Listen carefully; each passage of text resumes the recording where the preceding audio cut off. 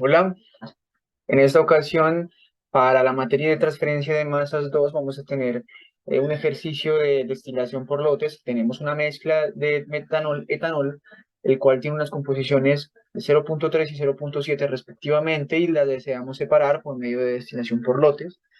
Tenemos una parte en la cual tenemos que realizar entonces la gráfica de lo que son las composiciones en el residuo, en el destilado y en el destilado promedio en función del tiempo y a su vez el perfil de las temperaturas en función del tiempo cuando son cargadas inicialmente 150 kilomol de mezcla a una torre con las condiciones que tenemos a continuación.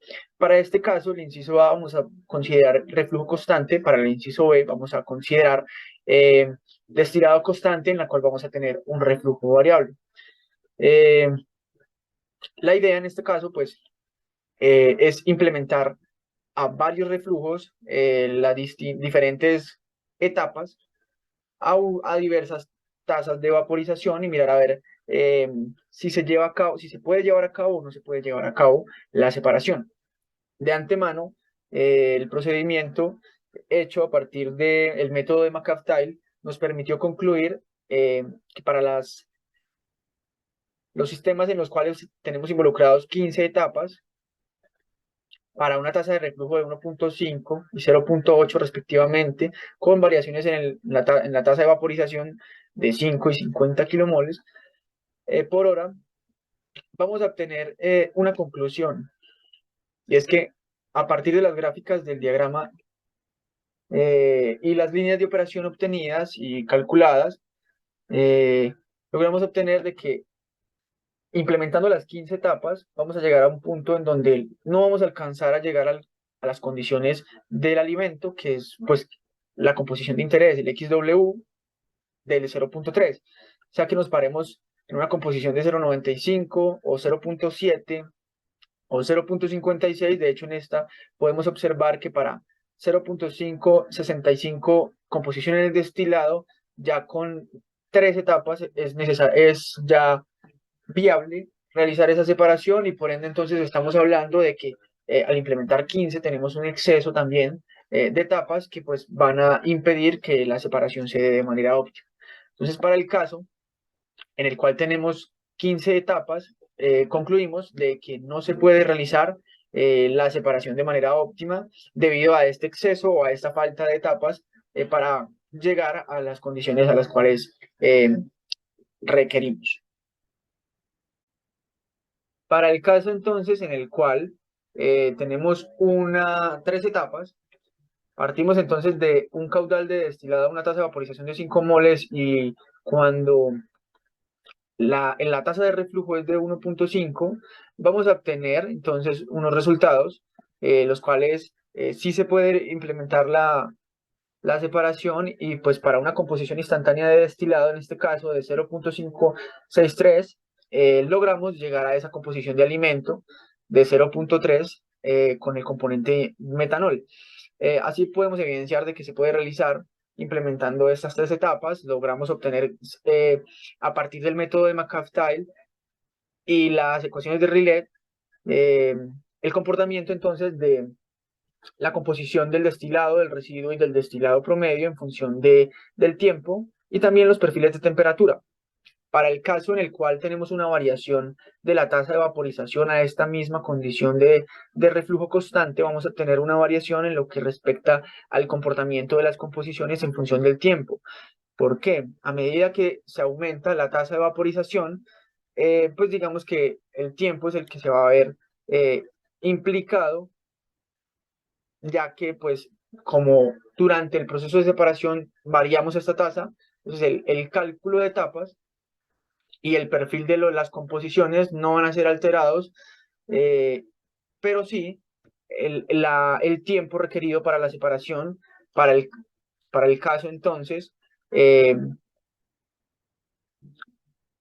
5 kilomol tenemos un tiempo entre 0 y 50 horas, y para el caso en el cual la tasa de vaporización fue equivalente a 50, tenemos un tiempo de 0 a 5 horas, comprobando así la reducción en el tiempo de ejecución, implementando un mayor valor de la tasa de vaporización. ¿Qué pasa ahora si partimos de un caudal de destilado de 5 con 3 etapas, pero si tenemos una variación ahora de la relación de flujo constante en el cual ahora es menor, 0,8? También podemos obtener estas etapas con una concentración de destilado instantánea equivalente a 0,52. Si comparamos con la pasada, observamos que esta es menor, y esto es como resultado de la disminución de ¿qué? De la relación del flujo, ¿no? En este caso, pues está entrando menos flujo de recirculado a la torre, entonces esta relación pues se me reduce y el contacto íntimo entre las fases va a ser menor y la concentración instantánea en el destilado también lo va a hacer. Finalmente, pues podemos obtener también el comportamiento X de XW y X promedio a través del tiempo y el perfil de temperatura. Y también observamos la misma variación al momento de incrementarle la tasa de vaporización. Observamos que el tiempo, pues también se vio afectado, y en este caso tuvimos un tiempo de ejecución cuando la tasa de vaporización fue de 50, de 0 a 6 horas, mientras que cuando la tasa de vaporización fue de 5 horas, tuvimos de 0 a 40 horas. Entonces ahí podemos evidenciar cómo es la dependencia cómo el tiempo se vio afectado al momento de incrementarnos la tasa de reflujo, y a su vez cuando cambiábamos la relación de reflujo, evidenciamos entonces de la disminución en la concentración en el destilado instantáneo. Bien, hablemos de los 8 casos que suceden en el punto 2, donde se supone que el destilado es constante. Por ejemplo, en el primer caso, donde dice que partiendo de una composición del destilado de 0,95 con un caudal de destilado de 5 kmh a 3 etapas, se obtiene lo siguiente. De antemano podemos observar que a 3 etapas, según las condiciones de destilado que nos dieron y las condiciones de composición en mezcla, por más que yo realice 3 etapas, en cualquiera de estos dos casos o estas dos gráficas, jamás voy a llegar a la composición de mezcla que es la que me interesa, que es esta de acá, donde es igual a 0,3. Nótese que yo estaba variando o que se estuvo variando el reflujo en el primer caso de 10 y en el segundo caso de 100. Y por más que el reflujo tienda hacia el infinito, jamás podrá darse la separación con esas condiciones indicadas en el punto. En el segundo caso teníamos la misma composición de destilado y la misma cantidad de caudal de destilado. Sin embargo, en este caso ya cambia el número de etapas y cambia a un total de 15 etapas. En este caso podemos darnos cuenta que sí se puede dar la separación con 15 etapas. Exactamente llegamos a la composición de la mezcla que vendría siendo esta de acá. Y nuestro reflujo, pues por ensayo y error, nos dio 4,5 para esa definición.